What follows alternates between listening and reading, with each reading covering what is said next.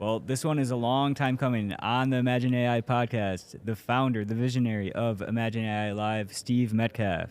Oh man, this is I made you wait a little bit, right? Because we're gonna get better lighting in here, a little bit better sort of, Yeah, atmosphere. you or waited what for I the call, professional setup right, here. the right mojo Yeah. is what we wanted here. So, but this is great, and we're getting to the point in the event. We've almost wrapped Yeah. version 1 of Imagine AI Live. It's incredible. There's so much to talk about. How are you feeling right now? I'm smiling a lot. So I've been telling everybody, if you see me smiling, that means we're doing good, and everything is doing really good. Yeah, this has blown away even the bigger expectations that I had early on of what we could achieve here. Yeah. And it really truly is a testament to imagination. We literally imagined, or I imagined, and then you started imagining, and everyone else started imagining. And I think that really was the secret. And it really is a testament to what you can do with AI. Mm-hmm. It starts with imagination. What do you want to become? What can you become? And then manifesting those things through your imagination into reality, using power tools, using the influence and help of others. Yeah, it's been the most incredible journey to make it up to this point, and it totally just feels like the beginning. That's what's so exciting about it. Yeah, this is. And I think that even if we said, no, we're only going to do this once, we'd have a huge uproar of people who have already what are you come talking to about? us and said, when you're is the doing next, it again. Yeah. when is the next one happening? Is it happening in 3 months? Obviously with AI, the pace of change is so quick that conceivably you could be running a conference every 3 months and rewriting the script in a way of the content that you're delivering with the pace of change right now. I've had a lot of experiences over the years with other events where once a year seemed to be fine, but this one may take a slightly different cadence. But we absolutely want to be back here in Las Vegas. So this is the perfect venue, I think. The Fontainebleau, it's just like AI. It's new, it's exciting, it has all the modern things that you would imagine. And it is just a great way to bring people together, keep them together, for 2.5 days. Definitely. And we've also had, people offering to come host it in Cyprus, come to Barcelona. Yes, come I've to got Tokyo. more offers right now than we can shake a stick at right now. But that's exciting too, because that was sort of the belief, is that this can go on a world tour. There's a global demand for AI knowledge, for how do companies and businesses and professionals lean in faster, or even for their personal lives, how do you lean in faster?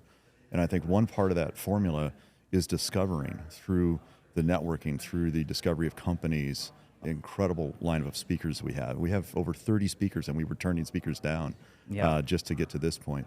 But one is discovery. The other aspect that I think is so fascinating is people want to make an impact with AI. So now, what can we do next to sort of bring that? Here's a proven way to bring the impact back to your organization, to deploy Gen AI solutions fast. And I think that's going to be sort of the next step of the evolution of Imagine AI Live. Right. Let's go back a little bit. Can you talk about your professional history leading up to, before getting the idea? Yeah, I'm starting to lose track now because I've done a lot of things in my career. I think I've been a lifelong entrepreneur. I knew that, I think, even when I was in high school. I was always drawn to the idea of business. I cut my chops early on in management consulting, a company that's now called Accenture. A lot of people know. Really sort of started off that way, discovered software, and I joined one of the early B2B e-commerce companies, which is now called SAP Ariba. Back in the time, it was Ariba. Out in Silicon Valley, and I was one of the earlier members of that organization. That company quickly grew to 2,000 people within, I think, less than 18 months. So I had an incredible startup experience, learned a lot, worked with some brilliant, smart people who have gone on to do an amazing thing. The Ariba alumni network is still out there active.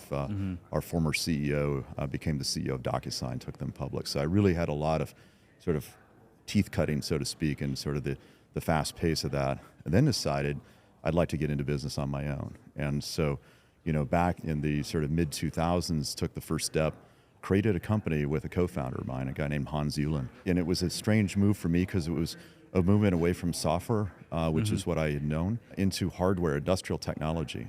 So we ended up creating North America's first, I would call it, indigenous company that made ultraviolet UV curing technology. How did I get into that? It was just a door that opened. And my partner, Hans Ulen, had a lot of connections in the graphics industry, and that's really where this technology was being predominantly used. High-end printing, packaging equipment needs UV light to cure high-end coatings and inks and create the special effects that we see on store shelves every day, and that essentially provides the graphic pop that is needed. And we ended up founding a conference around that. So one of the things we learned early on, if you have a thing and you want to get the thing, if it's a good thing, if it can be adopted, if you want to help grow adoption of a thing, create an event around it, create a conference. And so that's what we did. So we co-founded an event about 17 years ago now called Print UV. And it was really think of it like a users group, but it was for a very sort of targeted niche industrial tech market. But it was a fabulous conference. We still run it today. And it took place in Las Vegas at that time, which was the newest, most modern facility here on the Vegas Strip, which was the Encore and Wynn Hotel. I will tell you that it's very easy to get people to Las Vegas, especially if you give them kind of a 5-star experience. And some of these properties really are conducive to that. But what's also unique about that is they provide a networking environment. So you can bring a community together, you can form it. And at that time, the UV technology community around North America and even globally, printing was a huge market, but the practitioners were disconnected. The people that were deploying this technology into their manufacturing operations didn't often get together. And there were big trade shows and events, but the UV was always a sideshow to the real thing. So we put that front and center, and it really changed the industry. We were able then to launch a new technology based on light-emitting diodes around 2009, and we really used that conference event to help drive the adoption of a more eco-friendly, sustainable technology in UV. And that really led to the growth of our company and sort of supercharged us. We ended up going global, so we're a US-based manufacturer out of Minneapolis, St. Paul, Western Wisconsin area. But we quickly were selling technology all over the world, Europe, Japan, Russia, the Middle East. We were all over the place. And we had a very unique product at that time that was a kind of a combination of hardware, software with some unique things that we were doing. So that was my experience. And then at one point in that journey, we had a large competitor come talk to us and asked if we would consider bringing our company together with theirs. And we ended up doing that. That was in 2017. Okay. And we joined up and we sort of docked in. We had our exit from our UV technology company. And I ended up sort of moving into a role, which at first was management, then more product marketing, then more tech focused, looking at Internet of Things, looking at digital transformations. The company is a $3.5 billion global company based out of St. Louis. And today I serve a role as digital services, maybe more like an evangelist, but kind of more of my role as kind of an in-house entrepreneur, looking at ways to accelerate the adoption of digital services across an extremely diverse global manufacturing company. And you fast forward to about 15 months ago in that role, all of a sudden something happened in the world that caught my attention. And we all, I think, know what that is. In November of 2022, the first large language model with consumer appeal hit the stage. I think I was one of the first ones that signed up for ChatGPT 3.5, if I remember.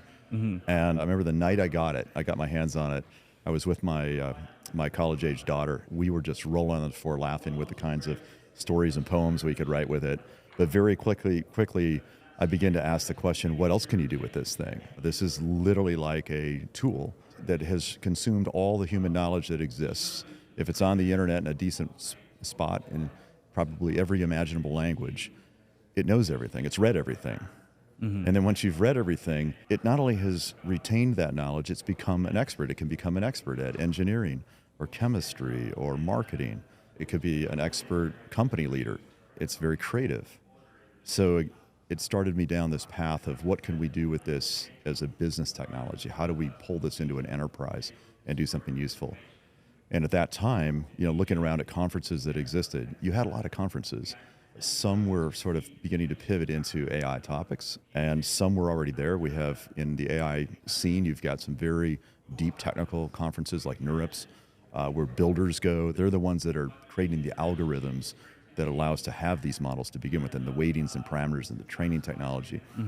But the average business person, professional, really is sort of at a more abstracted level above that. We want to view these tools as how do we take a power tool. The way I describe it is, the way I began to think about it is these are power tools or automation tools designed for the human mind. And much like we had power tools throughout human history, whether it was for farming, when farming became automated, you don't have a lot of people picking crops anymore, weeding crops. the same thing happened with industrialization of factories. This is really the industrialization, in a way, of the human mind. And so all of the cognitive loads and toil that we put ourselves through daily, whether it's preparing for meetings, summarizing your notes, automating a process, thinking about creativity, it puts a load on the human mind. And if we can now have tools that help us automate those, these are now the power tools that we all want to get to know. And that led me to seeking a place where I could come to get a lot of knowledge quickly, to get in the scene. Because as we've talked about before, if you want to go on vacation for 2 weeks in this tech cycle, it's like you missed out 2 months of a normal tech cycle. If you get busy on a project or something for 2 months, it's as if you missed 2 years. And that's really stressful and hard for a lot of people who want to lean into this faster.